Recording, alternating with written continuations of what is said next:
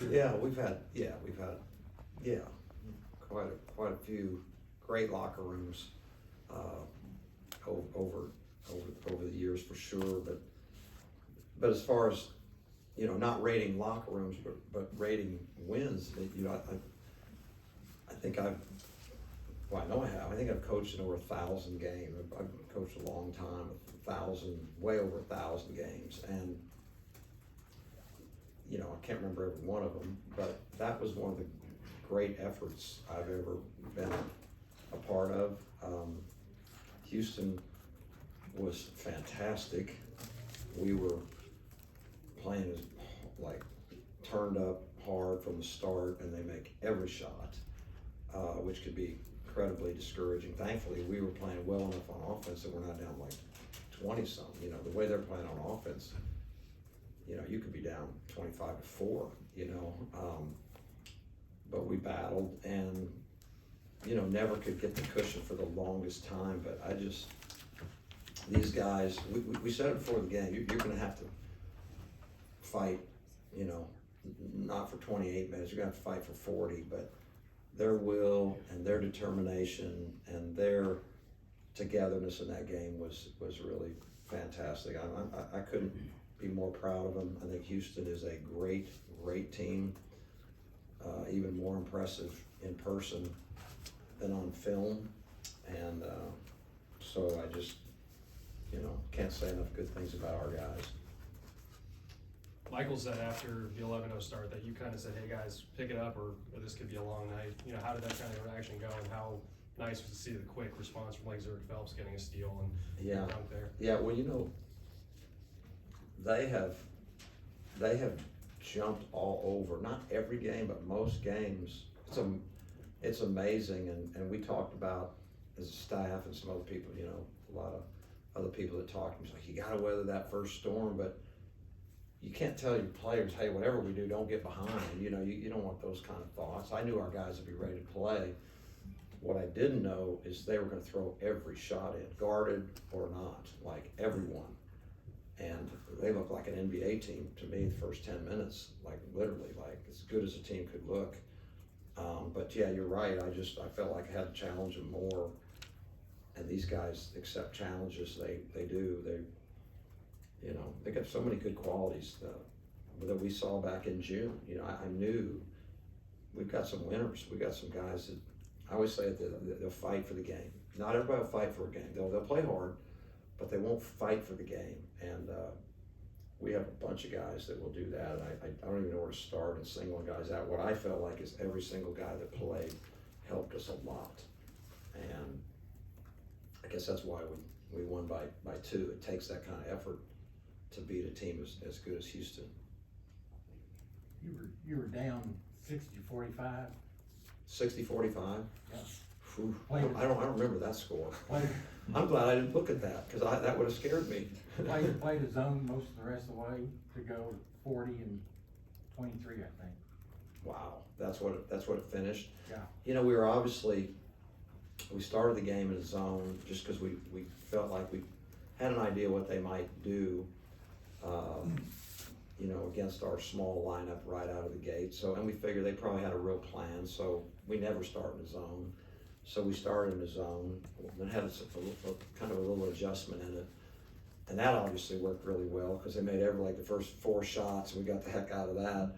It's the old, you got this plan, but 3 minutes into the game, you throw it out the window because it's different. So we went away from that and knew, and that was kind of the timeout you're talking about. Now we just got challenged. We're going to play man to man. We're going to guard, and we're going to figure out how to get this stopped. And we kind of did, but they're very, very. At least tonight, they're amazing on offense. They're known for their offensive rebounding. We hold them to 3 offensive rebounds the first half, which is got to be their program low in the history of the way they rebound. But the only reason, because they only missed 9 shots the whole half. That's why they only got 3. It wasn't our rebounding. It was the fact that they're making every shot. So we wanted to change, and then we did settle in. Man to man, we made a couple adjustments. Those weren't working. No matter what we seemed to do, they kept scoring. And finally, we got more aggressive with our approach to man. I don't want to say play harder, I don't mean that, but a little slight adjustments to maybe put them at a little on the heels a little bit, and then of course the half court zone really was the tail. We got our hands on a lot of balls, the thing turned around, and that had a big part of being able to win the game.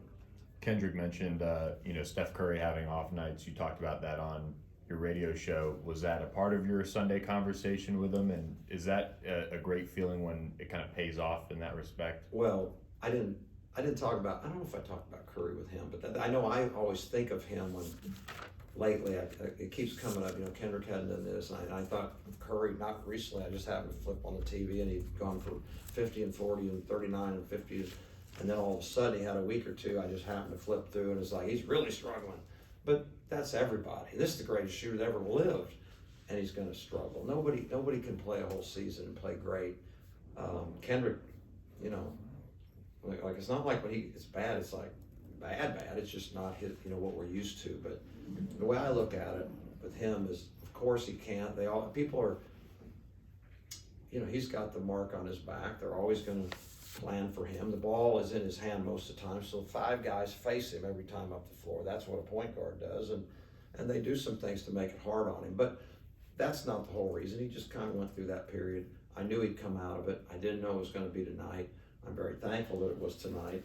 I'm thankful that a lot of guys, we got beat the other night because, we just were out of sync offensively, which of course is going to happen, but we weren't good enough defensively to win that game. And Houston, to me, is arguably the best defensive team in America, or top 5, whatever, and top 2 in rebounding. And you're not that optimistic that tonight is the night that your offense is going to catch fire and you're going to hang 85. I mean, I can tell you that. I would have, well, if I'm not mistaken, they had played 9 games coming into this one. They held somebody to 30, I think 3 or 4 in the 40s, 2 or 3 in the 50s, and about 3 or 4 in the, whatever, if that adds up to 9, in the 60s. Nobody's hit 70. Nobody in the league has got to 70. So I felt like, gosh, if we can get to 65 tonight and play good enough defense, obviously that's not even remotely what happened tonight. But going in, I was hoping, I thought, hey, 65 might give us a chance, but it's hardly anybody gets to 65 on them, and they're a great team. You mentioned the way Houston came out shooting early, got you out of your zone early on, and you went to the man to claw your way back in. At one point, I think Houston hit 6 of the first 7 threes. Were you hesitant to go back to the zone? Well, part of it was, man wasn't working either, so you gotta, really, I mean, if it just keeps, how long are you gonna watch something where you watch the numbers and it's like, we're not getting any stops, we gotta change something. And it did give us a chance to get into we have different zones and we have different adjustments, and we settled on the one late, but we were, playing a different one early. The game plan that we were hoping would be effective, they just shot us right out of it. We were afraid to go back to that one, I'll tell you that. We were afraid to go back. We never went back actually to that, but I've always believed, you need to be maybe a C defense. You don't work on them as much. Man to man is what we work on, but sometimes it can just throw somebody out of rhythm, or they're just not as comfortable. They went zone. You saw that. They went zone for a good while, for about the first 2 or 3 possessions. I'm gonna say it felt like 3, maybe 4, I don't know. We came up dry, and so they gained confidence that, hey, they're not scoring in this.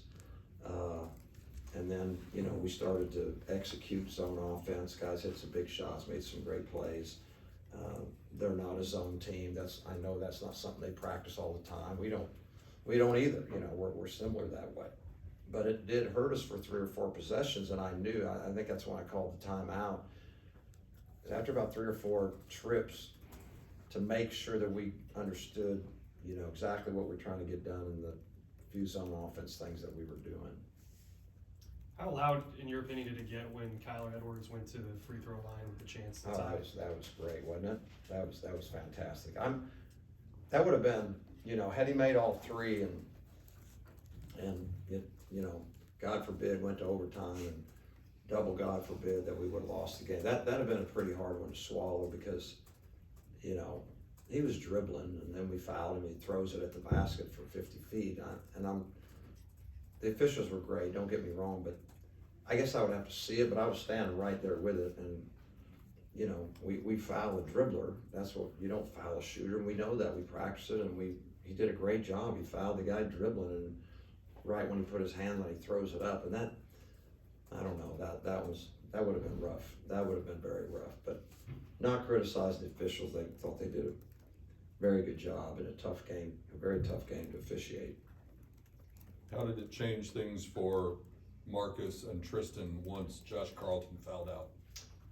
Well, he's a presence. He's such a big presence, and that was a big factor. Edwards playing with 4, obviously we tried to go at him some. That helped us. Foul trouble no one wants to be in foul trouble, but I give our credit to our guys to put him in foul trouble. But that was a big thing. He's a big target in the zone. He's a big target in the man. He's a guy that you got to decide whether you're going to bring help or you're going to play him one-on-one.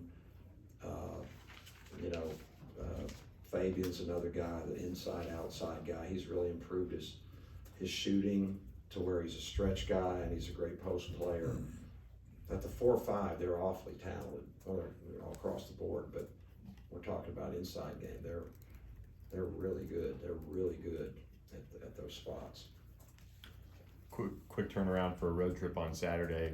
How do you keep the guys going in that right direction? Scary. What I told them at the beginning of the week, because again, I've done it a long time, and after big wins, can't tell you how many times over the years the team's still celebrating it. So we said at the beginning, we said on Monday, we had practice Monday. I said, look,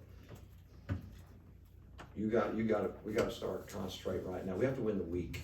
We have to win the week, and when we win Wednesday night, we can't go celebrate so much and feel so good and feel like we've climbed the mountain, because I've lived too many that we go to the next game. East Carolina, all they've done is beat Memphis at home, had Cincinnati beat if they just get a rebound. They're very, very good at home. They're just coming off at home. They've been outstanding. They had UCF down 20 or so at home. This is a hard game. It's a hard game. But we're human, and it's like, hey, we just played whatever their 6th, 5th, whatever the ranked team, and okay, and then now, okay, well, this game's not going to be like that. Yeah, it's just as hard. It's another challenge, and so the truth of the matter is, we talked about it Monday that we have to win the week. And I said, I want you guys right now to promise me after we win Wednesday night that we're already thinking towards Saturday. Now, that sounds good, and I don't know whether they're actually going to do it, but that was my small attempt at trying to make sure, because there's a lot more, there's a lot more things, a lot more hard games in front of us, and there's a lot more we have to take care of. You described the fans hitting the court and then the celebration in the locker room, what that has done, what that does for your team's emotion, it's so demeanor. good. And it reminds me, I wanted to thank President and Mrs. Bush for coming. It's just so cool that they do that, and I think it's really cool for our players. I think it's probably cool for most people in the building. How many people are in the room with the president or former president of the United States, for gosh sakes? And they're just the nicest people. I can't believe how down to earth and nice they are. So I'm incredibly appreciative. It's always a little surreal. It's getting a little less surreal, but it's always surreal for me to talk to them or to see them. So I appreciate that. But to answer your question, that does a lot. It does a lot. I mean, that will help us to not just the win, but those emotions. Crowd, the pride, that will certainly be something that our players will carry. Anything else?